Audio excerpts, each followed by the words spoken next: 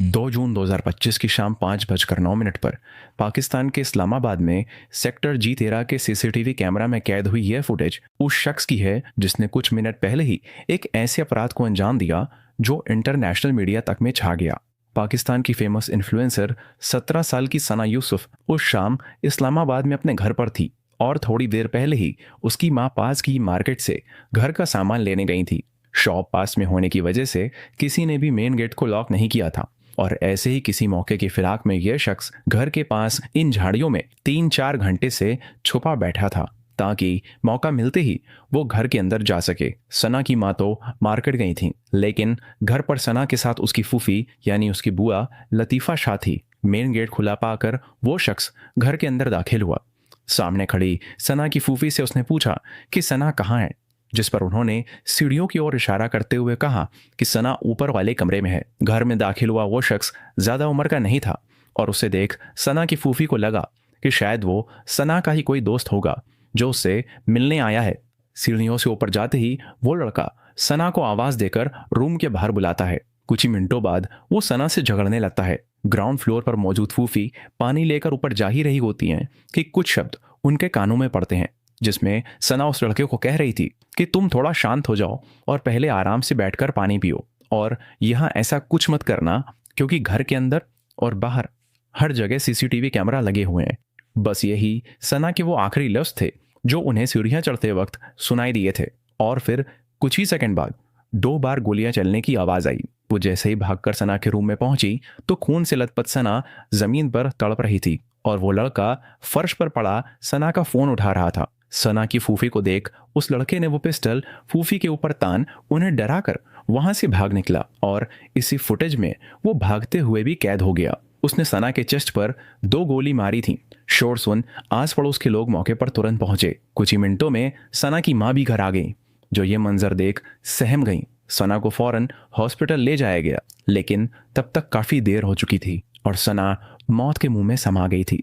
आखिर एक 17 साल की बच्ची से ऐसी क्या दुश्मनी थी जिसके चलते उसका यूं घर में घुसकर मर्डर कर दिया गया। ऐसा क्या हुआ कि पाकिस्तान में ही कई लोग सोशल मीडिया पर इस बच्ची की मौत को सेलिब्रेट करने लगे, और आखिर सना के फोन में ऐसा क्या था जिस वजह से कातिल उसे अपने साथ लेकर भागा।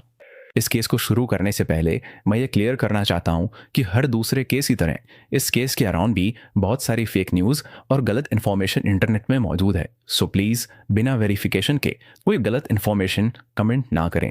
17 साल की सना यूसुफ पाकिस्तान की फेमस सोशल मीडिया इन्फ्लुएंसर थी, जिसकी डेथ से पहले टिकटॉक पर 8 लाख से ज़्यादा और इंस्टा पर 5-6 लाख से ज़्यादा फॉलोअर्स थे। Sana mostly skin care, food vlogs, music और प्रमोशनल वीडियोस बनाती थी। उसके वीडियो से mostly Pakistani Gen Z audience resonate करती थी, इसलिए उसका सोशल मीडिया इन्फ्लुएंस काफ़ी स्ट्रांग था। पाकिस्तान डिजिटल स्पेस की राइजिंग स्टार कही जाने वाली सना बाय नेचर खुश मिजाज और हंसमुख थी। सना के फादर सैयद यूसुफ हसन पाकिस्तान के चित्राल में एक गवर्नमेंट ऑफिसर हैं, जो इनका होम टाउन भी है। सना की मां फरजाना यूसुफ एक होम मेकर होने के साथ अपनी बेटी के सोशल मीडिया को मैनेज करती थी और सना के साथ वो इस्लामाबाद में रहती थी। सना का सपना डॉक्टर बनने का था, जिसने लास्ट ईयर 2024 में अपना 12th कंप्लीट किया था। उसका एक 15 साल का भाई भी था जो उस ट्रेजिक दिन अपने फादर के पास चित्राल में था। जिंदगी में सब कुछ अच्छा चल रहा था, लेकिन लगभग साल भर पहले सना के पास इंस्टा पर एक मैसेज आता है और यहीं से इसकी शुरुआत होती है। ये मैसेज था उस वक्त 21 साल के उमर हयात का। उमर हयात का सना यूसुफ से क्या और कैसे कनेक्शन हुआ, यह जानने के लिए पहले समझते हैं उमर हयात के बैकग्राउंड के बारे में। उमर हयात अपने पिता की चौथी शादी से हुई सबसे छोटी औलाद था। उमर की मां 2 साल पहले ही गुजर गई थी और उसके फादर एक रिटायर्ड गवर्नमेंट एम्प्लॉय थे जिन्हें पेंशन मिलती थी, और उसी से उमर हयात अपना भी खर्चा चलाता था। उमर कोई काम धंधा नहीं करता था और सारा दिन आवारागर्दी किया करता। उमर को दिखावेबाजी की दुनिया में जीने की आदत थी। यही वजह थी कि उसके पिता को हाल में ही एक छोटा सा प्लॉट बेचने पर जो पैसे मिले थे, उससे उसने अपने लिए आईफोन खरीदा था। इतना ही नहीं, उन पैसों से वो किराए पर कार लेकर आता और इंस्टा पर कोलैब के नाम पर लड़कियों को इनवाइट कर उनके साथ टिकटॉक वीडियोस बनाता था। पाकिस्तान के फैसलाबाद डिस्ट्रिक्ट में जरानवाला का रहने वाला उमर खुद को प्रॉपर्टी टाइकून बताता था और अपने को रईस शो करने के लिए वो पॉश एरिया में जाकर वीडियोस बनाता था, जहां बैकग्राउंड में नजर आ रहे बंगलोज और लग्जरी कार्स को वो अपना बताता था। उसकी पूरी दुनिया सिर्फ झूठ पर ही बसी थी और उसकी सोशल मीडिया में जो कुछ भी नजर आ रहा था वो सच्चाई से कोसों दूर था। और सिर्फ झूठ ही नहीं, बल्कि इसका नेचर इतना घटिया था कि इसके मोहल्ले वाले तक इससे परेशान रहा करते थे। उमर पेड कोलैब, फोटोशूट और म्यूजिक वीडियोस के नाम पर इंस्टा पर कई लड़कियों को अप्रोच करता और उनके साथ टिकटॉक वीडियोस बनाता था। और ऐसे ही एक दिन इसकी नज़र सना यूसुफ की प्रोफाइल पर पड़ी। सना एक बड़ी इन्फ्लुएंसर थी और उमर को पता था कि वो उसे बाकियों की तरह अप्रोच नहीं कर सकता, इसलिए ब्रांड डील्स के नाम पर उसने उसको मैसेज किया। टेक्स्ट पर वैसे भी प्रिटेंड करना इजी होता है, इसलिए शराफत का चोला ओढ़े उमर खुद को एक इन्फ्लुएंशियल और बड़े घर का बताते हुए बातचीत को इनफॉर्मल इंट्रोडक्शन तक ले गया। प्रोफाइल तो उसने वैसे भी उधार के पैसे, मांगे हुए कपड़े और किराए की गाड़ियों से बना रखी थी। Being an influencer, brand deals के मैसेज आना एक आम बात थी और सना ने भी उसे उसी तरह से लिया। प्लस एक कर्टसी के तहत उसने उससे बातचीत भी की। थोड़ी सी बातचीत में उमर ने यह गलत फहमी पाल ली कि सना भी औरों की तरह उससे मिलने आ जाएगी, लेकिन सना ने बड़ी पोलाइटली उससे मिलने से मना कर दिया। बट उमर जैसे लड़के नो मीन्स नो नहीं समझते, इसलिए वो अलग तरीके से सना से मिलने के लिए बहाने बनाता। जैसे एक बार उसने सना को टेक्स्ट किया कि मेरे पास ऐसे ब्रांड ऑफर्स हैं जो आपको पसंद आएंगे, इसलिए मैं आपसे मिलना चाहता हूँ। इस बात पर सना ने उसे रिप्लाई दिया कि नहीं भाई, मैं नहीं मिलना चाहती क्योंकि मेरे पास इतना वक्त नहीं है और मैं बहुत बिजी रहती हूँ। उमर ने अपने दोस्तों को इस बारे में बता रखा था और उनसे कहता था कि मैं इससे मिलना चाहता हूँ और ये मिलती ही नहीं है, बस भाई भाई कहकर मना कर देती है। उमर का सना को लेकर ऑब्सेशन पागलपन की ओर बढ़ता जा रहा था, जो सना इसकी हरकतों से भाप चुकी थी। वो दिन में कई कई बार इंस्टा पर ऑडियो कॉल करता, उसे टेक्स्ट करता और बस मिलने की जिद पर अड़ा रहता, लेकिन सना ने हमेशा उसे साफ तौर पर मना किया। सना ने उसे ना कभी कुछ ऐसा लिखा और ना ऐसा कुछ कहा जिससे कि ये कहा जाए कि उमर को कोई गलतफहमी हो गई। बोगस मीडिया चैनल्स और न्यूज़ आर्टिकल्स में तो उमर को सना का कजिन बताते हुए बकवास तक लिखी गई है, जबकि उन दोनों में ऐसा कोई रिलेशन नहीं था। सना बहुत ही स्ट्रांग और बेबाक लड़की थी और घर पर भी वो सब कुछ बता देती थी और यही वजह थी कि उसने घर पर भी जिक्र किया था कि इस तरह का लड़का बार बार मिलने के नाम पर परेशान करता है। एक फीमेल सोशल मीडिया इन्फ्लुएंसर होने के नाते इस तरह के डीएम और मैसेजेस और क्रीप हरकतों से वो पहले भी रूबरू हो चुकी थी, इसलिए अब उसने उमर को भी इग्नोर करना बेहतर समझा।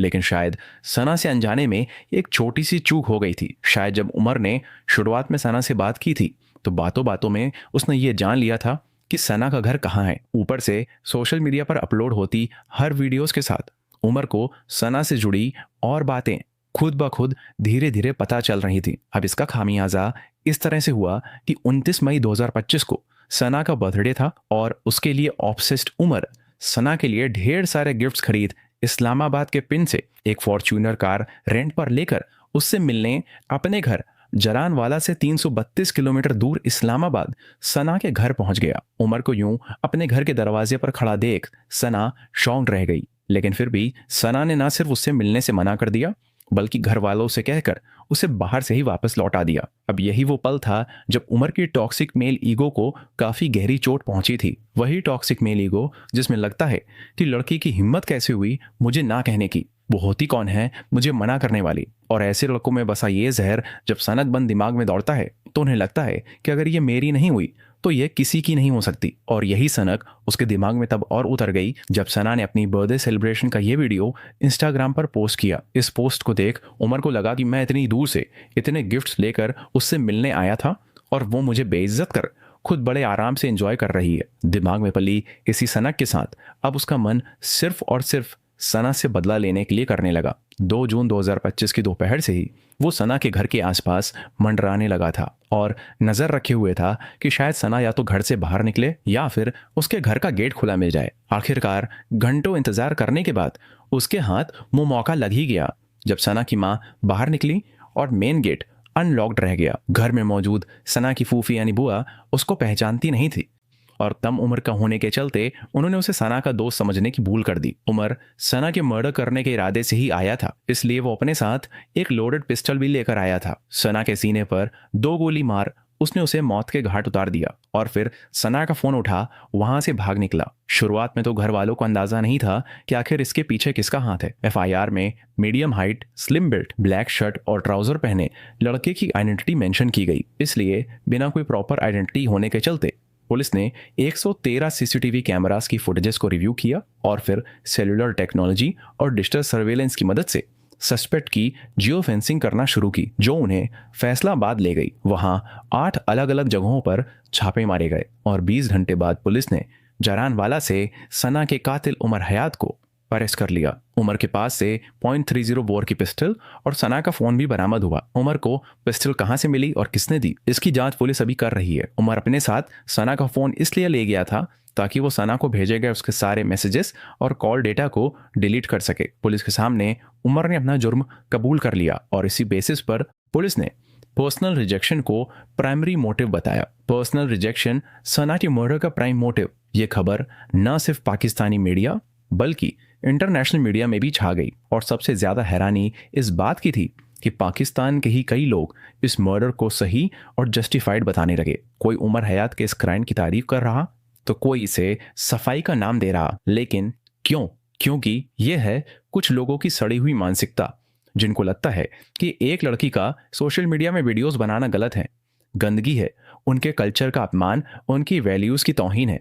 जबकि इस केस में अगर हम सिर्फ सना की बात करें तो उस बच्ची ने कभी भी ऐसा कोई वल्गर वीडियो या फोटोज पोस्ट ही नहीं किया। लेकिन नहीं, जिनके दिलो दिमाग में गंदगी भरी है वो हर बात में अपना जस्टिफिकेशन घुसा ही देंगे। अब आते हैं इस केस के सबसे अहम मुद्दे, इस केस के मोटिव पर्सनल रिजेक्शन पर। उमर हयात उन्हीं लड़कों की कैटेगरी में आता है जिनके लिए रिजेक्शन का जवाब इसी तरह से दिया जाना सही है। और इस सोच के पीछे बहुत बड़ा हाथ पाकिस्तानी टीवी सीरियल्स और ड्रामा का है, जिसमें लड़कियों के अगेंस्ट वायलेंस को रोमांस की शक्ल दी जाती है, जहां मेल कैरेक्टर्स ना नहीं सुन सकते और अपने अपोजिट पार्टनर से अपनी जिद मनवाने के लिए अगर वो कोई भी हिंसक और फोर्सफुल तरीका अपनाते हैं तो उसे एक्सप्रेशन ऑफ लव की तरह दिखाया जाता है। पाकिस्तान की एंटरटेनमेंट इंडस्ट्री में ऐसे 8 नहीं ढेरों टीवी सीरियल्स और ड्रामा भरे पड़े हैं जो toxic masculine traits and manipulative psychopathic behaviour को सही ठहरा रहे हैं। और यह सिर्फ मेरा पर्सनल ओपिनियन नहीं है, बल्कि खुद पाकिस्तान की जनता ने